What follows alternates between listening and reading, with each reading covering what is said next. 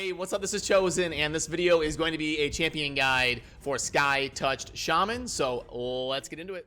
Alrighty, so as we go into the champion index here, we're going to go under Barbarians, and the Void Epic down here on the bottom, the support champion with this huge bird helm is going to be Skytouch Shaman. So this champion is very interesting. I probably spent about 25 million silver moving artifacts around, trying different builds.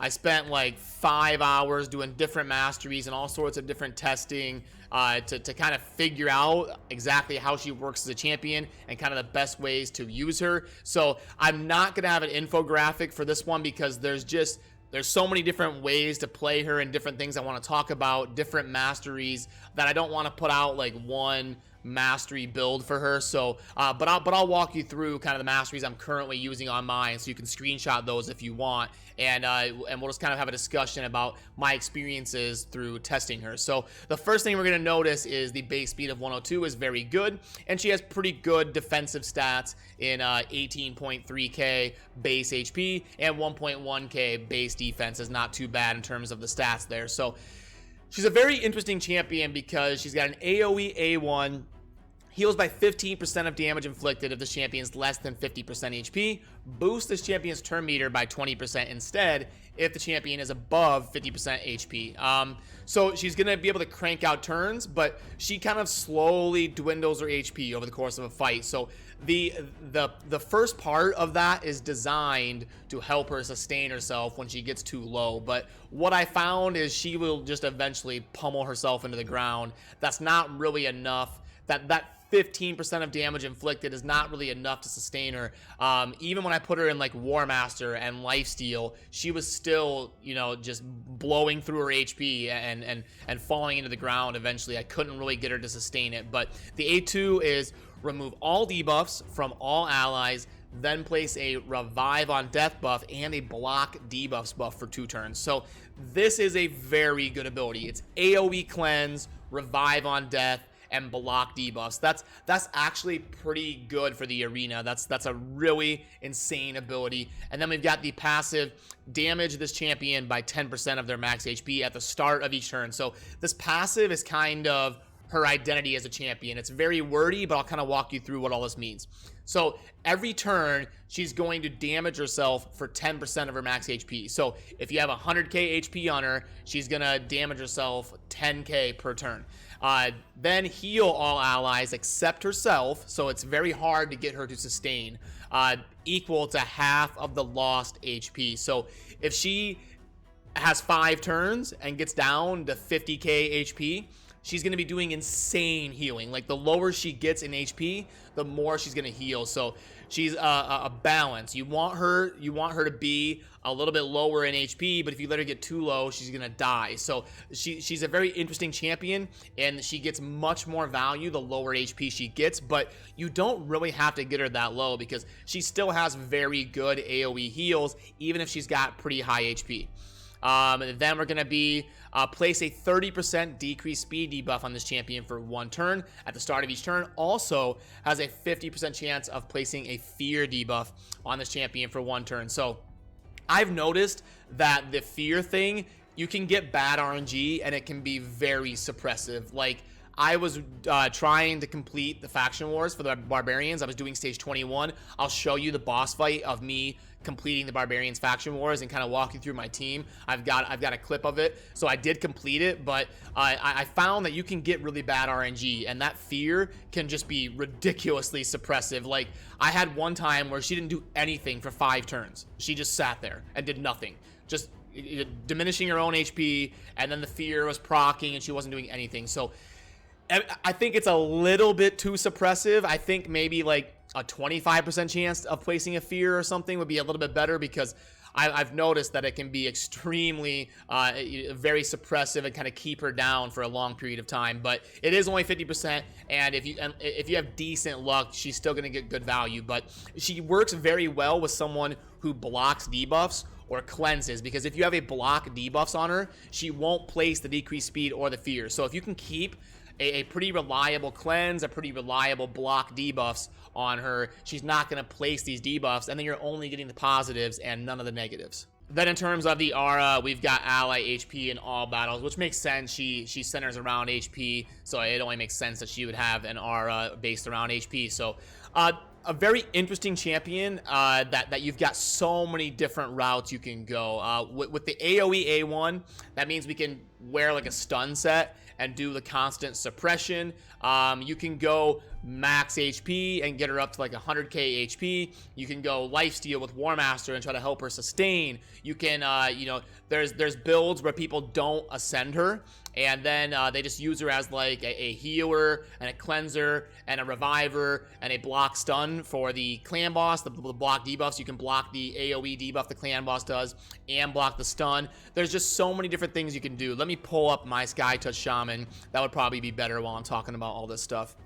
So here's mine, and I promised you I would show you the Masteries. I was playing around with different setups, and I wanted to try to see if I could get her to sustain herself, because she damages herself so much HP. I've got mine at like 90 something with this build. I did have a build where I got her up to 100k HP, but and then I had a build where I did her at like 75, 80k. That was the lifesteal build. And then I've got this current build that finished once I completed stage 21, I left her. So I completed stage 21 of the Barbarians with this build right here. She was viable in stage 21 of Barbarians Faction Wars. Now the reason that people I didn't do I hear people talking about not ascending her and using her for the clan boss. Admittedly, I can't really speak on that because I ascended her long ago when she's a void epic. So I was like, someday I'm going to do a guide on her. So I went ahead and I needed to ascend her for the quest or whatever. So I ascended her a long time ago, back when I got her. So I didn't get a chance to test like this clan boss scenario of not ascending her and all that type of stuff. So I had her maxed out long ago. And in terms of masteries, you can go defense and support. You can go offense and support. I went with War Master to help me take down the stage 21 boss. Those War Master procs can help out a lot. And also when I had her in lifesteal, I wanted her to get the extra damage because she's not going to hit super hard. Her A1 is her only source of damage, and it does not have good multipliers. But I thought maybe if I get War Master on her and increase her damage and get methodical on her, I can get her to sustain herself. And she did, but over the course of like a 7-minute fight in Faction War Stage 21, she eventually does fall over. So definitely take a lot of precaution when you're building her and doing her masteries. You don't want to blindly copy mine. You want to make sure you are building her around what you are going to use. And lasting gifts is pretty good on her because of the ability here, the A2, the block debuffs. You can get that to last for 3 turns. It's not going to work on Revive on Death, so make sure you take note of that. But block debuffs for 3 turns is extremely good if you can get that to proc on people for 3 turns. So you see here, the Revive on Death, that's not going to do that, but the block debuffs can go for 3 turns. So I like lasting gifts on her. You can also put her in like a fear set because she's got the AoE A1, and then give her fearsome presence with some good AoE suppression. That might be viable. I don't think that would be the optimal route to go, but you can also go the defense and support and offense to get those War Master procs. There's so many different ways you can go with this champion, and her heals are pretty good even if she has high HP. So I put her in double immortal to help her kind of sustain herself. If you read immortal, it says it's going to heal 3% every turn. So I was trying to help her stay alive and not just fall over so she could live long enough to beat stage 21. But one thing I want to talk about is I did the last stage of Barbarians before getting Sill of Drakes. So this champion is the daily login reward at the end of the 150 days or whatever, and Sill and Skytouch pair amazing together because you can basically just go max HP on Skytouch. It doesn't matter if she dies in 10 turns. She takes 10% of her HP every turn and falls over. Sill not only has a heal, but also a revive. So she's going to heal all allies by 10%, basically negating the HP that Skytouch loses. And she's got a revive, so if the Skytouch does fall down, Sill can pick her right back up and they can keep going. So those two champions pair amazing, and I think they can help you sustain long enough to complete stage 21, because I know it would be way easier for me to do stage 21 now that I have Sill, because I was able to do it before I had her and didn't have any sort of option in terms of helping my Skytouch sustain or an option to revive her.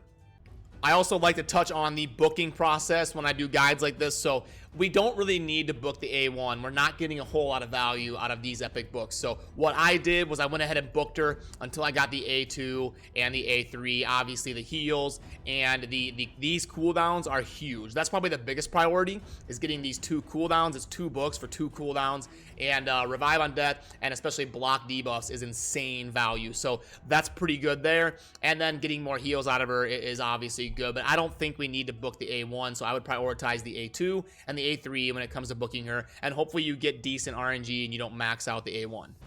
And if you want to see the gear really quick, I will show you. I'll just kind of burn through it here. Remember, we don't need accuracy on her. She doesn't place any debuffs, so we can go 0 accuracy, just get resistance and kind of normal HP stats that we're looking for. We're looking for lots of HP on her, so you're probably going to want Amulet and Ring to be your best blend of HP and resistance. And then we've got, you know, I went with HP boots. I was able to get her speed up pretty decent, even going HP percent on the boots.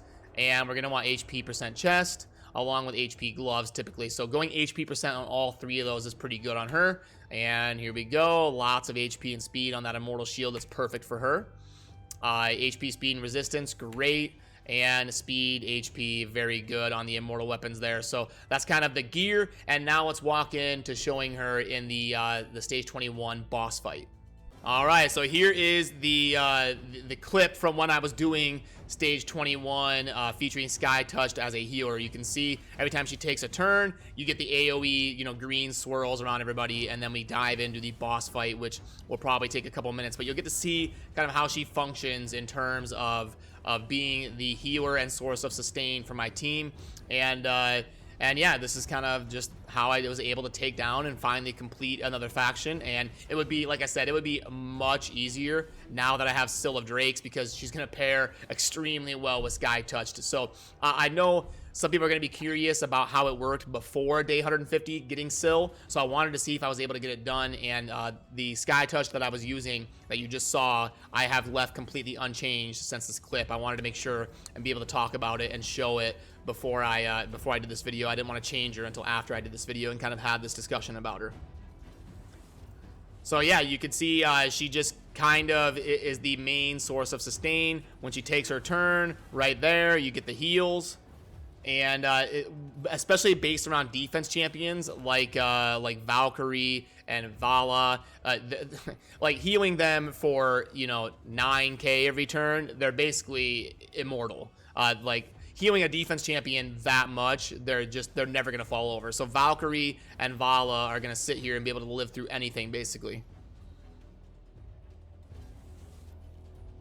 And once you get the minions down, it becomes a lot easier in terms of this boss fight. So you could even manual it and target those minions, but I wanted to make sure I could do it on full auto, so that I don't want to recommend something auto viable if I'm sitting here manualing it. So I left it on full auto, and it was viable using War Maiden and Sakara and Vala and Valkyrie and Skytouch Shaman. Now I would probably replace.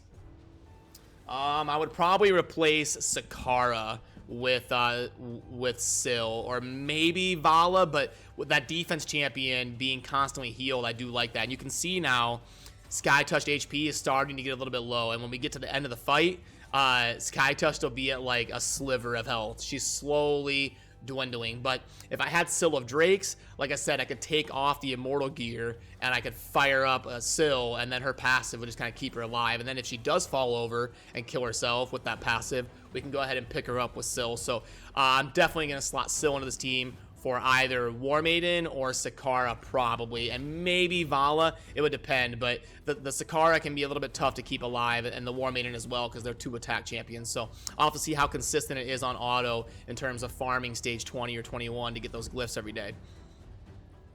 But yeah, it's just kind of you can sit here and build a defensive team comp, and then the heals of Skytouch is able to kind of help me sustain through it. So let me move forward a little bit here. And yeah, now you can see the HP. There's like a sliver, and then there's some shields from the Valkyrie. So the Skytouch was about to die at the end there, and there's the legendary book, the stage 21 in 7 minutes on full auto. So let me put that away. And let's go ahead and get her pulled up and go over the grading live here. She's a very interesting character who is who's tough to grade and kind of tough to have a discussion about. Arena, she can be good. She's an insane healer, and she's good in short battles because she won't have the opportunity to kind of kill herself. But she can also be good in sustained battles if you have a reviver. So yeah, she's decent in the arena if you built the right kind of team around her. I'll give her a 4. Clan boss, there's specific builds you could use her as like a stun block and a healer. She could be okay. She's like a 3.7 or something. I'd give her a 4. Sure, why not? Campaign, she's okay for 3-starring content. She's pretty solid. She's not gonna be like a campaign farmer or anything though. Spiders, she could be pretty good sustain in certain setups. Yeah, I mean, I'll give her a 3. Faction Wars, pretty good. I mean, I did stage 21 with her, and she pairs amazing with Syl, so I'll give her a 5 there. Dragon, a 4. She'll be pretty standard. The arena defense, yeah, 4 again. Ice Golem is a little bit more of a sustainy dungeon. She's void. The block debuffs, it could block the reflect on wave 2. Yeah, pretty good. Okay. Minotaur, she's not gonna be, that's not like a super sustained dungeon. We'll give her a 3. Void Keep, yeah, she'd be pretty good. She could kind of negate the poisons. Yeah, she's pretty good there. Yep. Force, I mean, like a 3.5 or whatever. Nothing super great. Same, these are all going to be kind of 3s. She doesn't have any sort of mechanics to remove buffs or anything, so yeah, she's just kind of decent. Those potion keeps, those are typically a little bit more centered around speed farming. So yeah, that's going to kind of do it for this video. And sorry I didn't make an infographic for this one. It's the first time I've ever done that. I may make one for her and add it in the video description at some point if I really get like ironed out masteries. And I'll try to at least, you know, include an image of the masteries I used in this video, but I'm hesitant to do it because I don't want people to blindly copy it and then blame me down the road and be like, why'd I get War Master on her when I should have done this? So I'm hesitant to share that. So, because I've had that happen before where I you know, I tell a disclaimer 10 times, like, hey, you know, I was testing this and this and this, so be careful about copying this, and then people do, and they get upset. So I might include that down in the vid description, but you can also pause it right here if you want to see the masteries I used on her. But just remember, it was kind of a specific situation for me going for this build. So yeah, that's gonna do it for this video, and as always, have a good rest of your day. Peace.